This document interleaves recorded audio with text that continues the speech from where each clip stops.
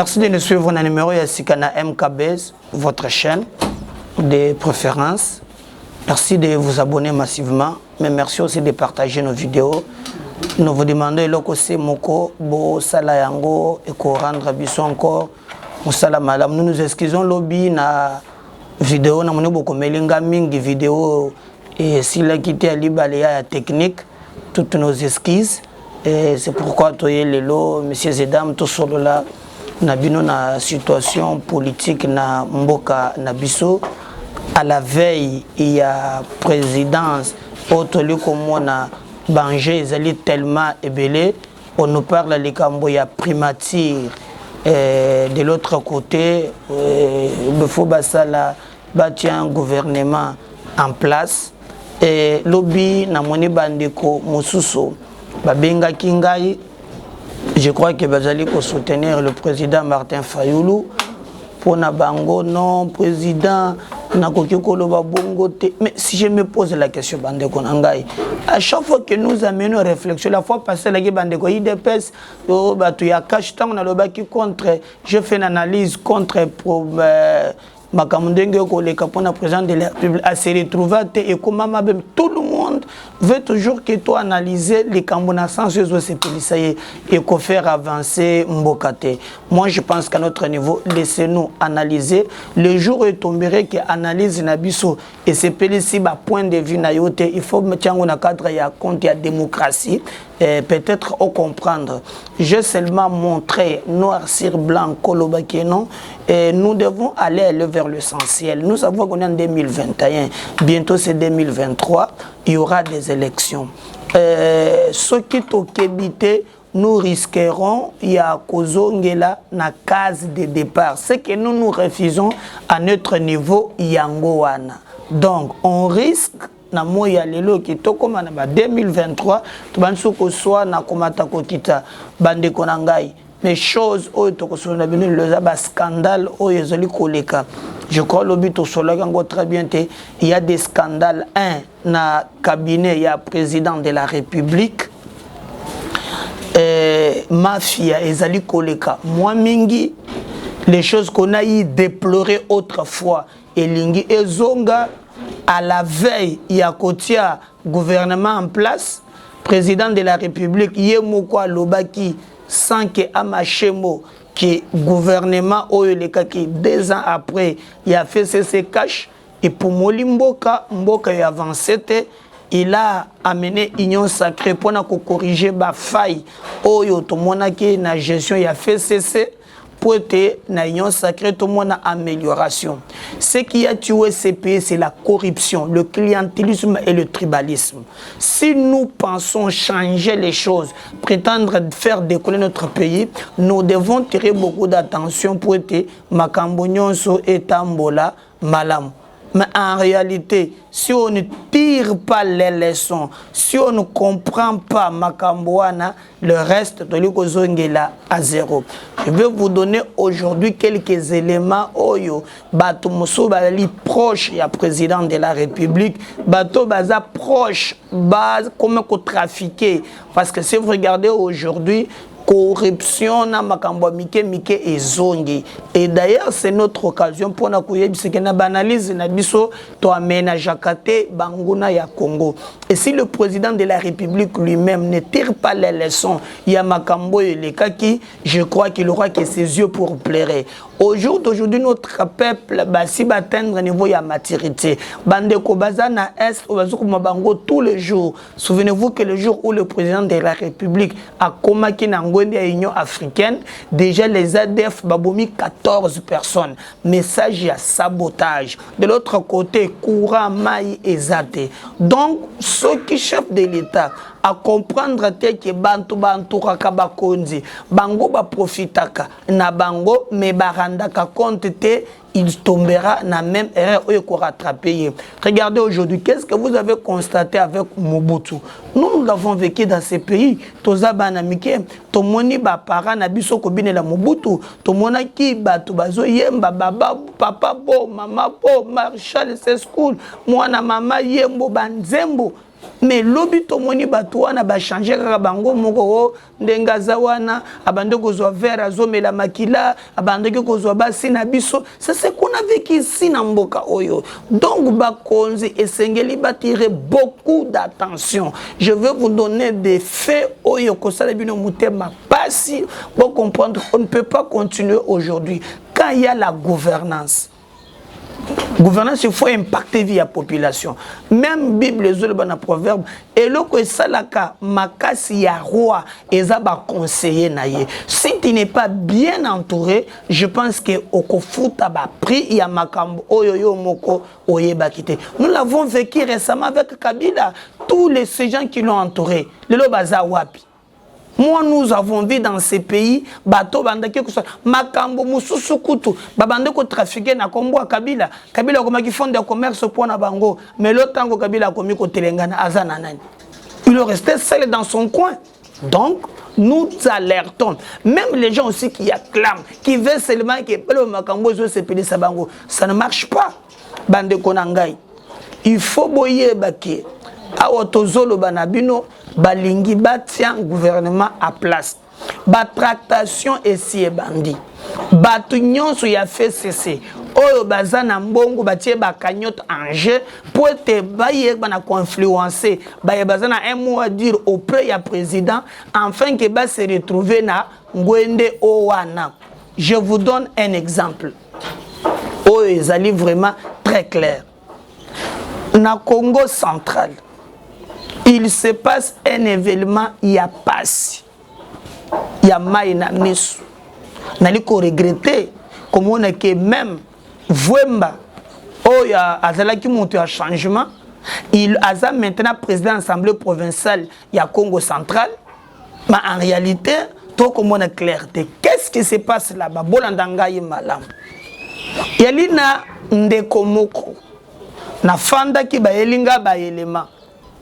Ba bengi ngai na baye basalaka na payage na Congo central baye bafutisa kampako baye bazwaka mbongo oyo tango mituka yaka ezela mituka ya mike ezela mituka ya minene ba bengi ngai d'abord to reporter ti zamba sungi te kokotana na bango bandeko wana bayebisi ngai président lobela likambo yo makambo koleka na Congo central et ya lipas na niveau ya péage.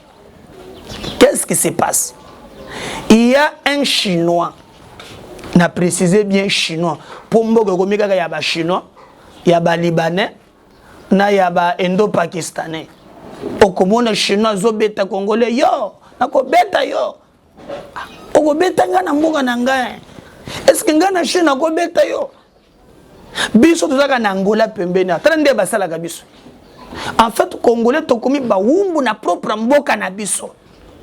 Et comme il copie ça passe. Mais vous savez ce qui est arrivé le comble? Et ça que Chinois wana. Yoko kombozui Monsieur Simon. Chinois longo hongo oi. Alongo wan Chinois comme Simon. Simon oyo na ba info ba pesi ngai. Aleki muto otaki na bandeko ya FCC.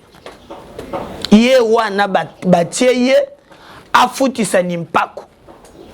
Nampaku oyo ya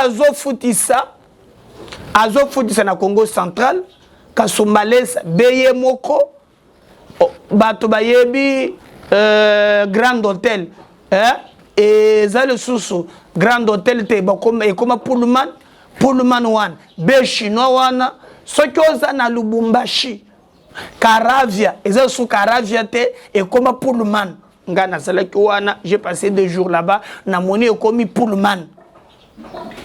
Mais qu'est-ce qui arrive bandeko na ngai? Eza boye ba misolo nyonso bazo kongola soki mutoge ye futi oye sali misolo wana bandeko wana bayebisi ngai ke mbongo ezokota ebele de telle façon que quand on évalue par mois payage yango moko ekomi pour na Congo central 4 millions koleka de dollars. Bokanga malam 4 millions koleka. Ndana likuna chinois kombo na ye Simon. Hongo oite, hongo kongo te komi chinois Simon. na ba info ba pesingai. Mais le comble, qu'est-ce qui se passe? Ce qui 4 millions wana et koti, en contrepartie, Yepé de son côté, au lieu que 4 millions et kotana libenga ya l'État, et yali 2 millions des ali kokota. Bandeko Bolanda, très bien, tu prends 4 millions moins 2 millions, donc l'État congolais ne fût-ce que pour un payage, yali kobungisa 2 millions de dollars. Dans un pays où Nayebisa Kebino ke maï et ali problème. Non seulement maï à pompe, mais même à Maboulou ya forage. Exact, le pays n'a pas d'argent. Ça, je m'adresse directement à ma service et à la présidence de la République. Allez-y, toujours de nous comprendre, alors c'est votre problème. Alors, équipe Moko et Outi Ao. Je crois que Tango, Thomas Loua Kazaleke, ministre ya ITPR, à l'ECA place wana, à Yebili Kambona Zoloboy, selon l'information de Pessingaï, même les députés Matuzolo, il fit à Kendaki Pena commission pour n'akolandele li Kambo Owana. Balobe la kayango tele kakana kuku. Donc mbongo yoko sopana lokola kasa. Mais baye koye bisangai et loko isali ngai passe. Que du temps ya batu ya Kabila mbongo wana bandiko kokabolango oya zundambu tout ça. Aujourd'hui Félix Tshisekedi a yé. Mais les Chinois en question azana Congolais moko. Congolais wana ali sénateur. C'est le conseiller, c'est celui-là où ali bras droit na yé. Et le comble ça que azana kombo moko et kokanina aéroport ya Lubumbashi comme soki luano hein na zumi toko mona yebiente mais ba komone soki nete ba bongo sénateur wan c'est le conseiller Oyo Ali ya chinois c'est le bras droit. Mais le comble ça que balobi que même du temps de Kabila cet argent permettait à fournir quelques si seulement si c'est là ezala ki bongo. Mais bande konangai nata ya Félix chinois comme on a Simon ndenge ba yebi singai ponga nazo senga ke bakende ko revérifier maloba oyo. Mais bato ba pesinga info bali bato oyo bali ko sala kuna. Est-ce qu'il y a li bongo mais il est grand temps que ba délégué équipe mon nene ekitakuna monsieur le président de la République vous n'arrivez pas ya kozombongo na bidieu mais dar kan kolongo se fait le veille quand de na bisaka yo ya kotali sa oyo bato na ba ko ebisa yo te po nazo poata bango kala mingi te na owana yé a komi kozo musolo o esengele kotali benga l'état et communauté ko sala ba influence ko influence waka de gauche à droite. Mais maintenant là, comme ayebi ke biloko wana et de bandaka na ministre ya ITPR et que sengeli pe ba chinois basala ka banzela ya usage unique o soki ba bambi na 7h bomoni ni semaine nzele toboki zo par exemple soki oleki na bokasa awa balekaki na kamere balobi ko nous avons bétonné l'avenir un mois ya pamba mbula madusu. Alors esengeli ba profiter sous na mbongo ya bayimboka basala nzela ya mabe via nzela wana na mutu wana baluka ba marché ya banzela po baya kokwa musolo na mboko na biso. Alors babandi ko bundela po bazwa ministère ya ITPR. Ministère ya ITPR. Monsieur le président de la République ba service na yo balanda ota la combo bazo proposer au mikolo et basi basali tout ba yebisinga même que les proches ya président basi bazui je parle au conditionnel j'aurais appris qu'un montant il y a 4 millions de dollars a été ba décaissé yango ba pesi bato oyo bazali très proche na ye enfin que ba jouer Muto ba koloba ali conseiller bato bakolandela makambo na zoloba parce que moi Médard je me battrai afin que mboka na ngai est décollé moto bazotanga azali très proche na ba proche ya président même j'aurais appris que mokolo président atanga ki discours na ye o ya 6 minutes bato nyonso bakotaki te mais bakotisaki conseiller wana ndazalaki na antichambre basi bacréer relation que non akoma très près na président de la république po babeta bakop et j'aurais même appris que na musolo bimeki 4 millions 4 personnes basi bako 1 million en contrepartie bazobunda ndeko wana akoma ministre ya ITPR bandeko nanga c'est ça le Congo. Ah, vous kanga très bien. Bokanga Congo, ezokende jour après net Congo aéroport ya Lubumbashi. Soki luano. Ah, boko yo kangai. Mais qu'est-ce que le Congo va gagner? Et makambo ezoko kende na lolenge ya mabe. Est-ce que n'est-il pas temps? Pas tozolo babazo yok. Na lobekango na TV mokolo wana na moni babengi. Oh, makambo zolo bawana toko kanga bino ka bokanga kaka bato bino boyiba ka bakanga ka bino te. Ce pays vous appartient. Le seul pays au monde au banda ko ezo pomboa le kole biloko mosusu. Et quand je vous dis les dossiers sont très avancés, basi ba kotisan de kowana qui viennent de nulle part alors que ba combattant oyo ba akufaliso na marche o batumba ba para na bango bazaka kana sans été tilelo comme méthode ya sika basomeli bango ba frena ba micro po o moni ko na mungongo makasi zo yo kana te balali saka bango ka oh non tozo bundo to cha gouvernance ya bien batono so ba se retrouver tout le monde ne veut pas se retrouver mais comment le transfuge d'ailleurs je vous informe que le président de la République allait s'intirer na ba kabiliste minene.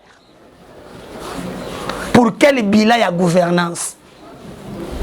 Mais ce qui me fait très mal, ce qui est dans le Congo central, côté bas millions, pour millions de euros, tu as un péage même dans Katanga. Mais les Ivoires, là-bas, comment on a? Ni les Akon. Et le côté? Ngana zalaki na Mwanda. Comment pouvez-vous expliquer que na Mwanda, Perenco, Saucir, Biloko Ebele, mais en contrepartie, vous trouvez que na Mwanda, courant exact, bali ko utiliser courant ya gaz. Tout ce qui est l'eau bien qu'on y a té. Mais à quand aussi richesse y a Congo et qu'on profite à Kaba Imboka? Pourquoi l'argent du Congo profite Kakana ba jouisseur? Pourquoi l'argent du Congo profite Kaka avec un clan d'amis? Aujourd'hui, ils ont une nouvelle classe, ils ont Tongoma. Et bah, comme ils ont influencé, pas bah, membre de la gouvernement. C'est inadmissible. C'est inadmissible. Et nous nous disons, nous alertons.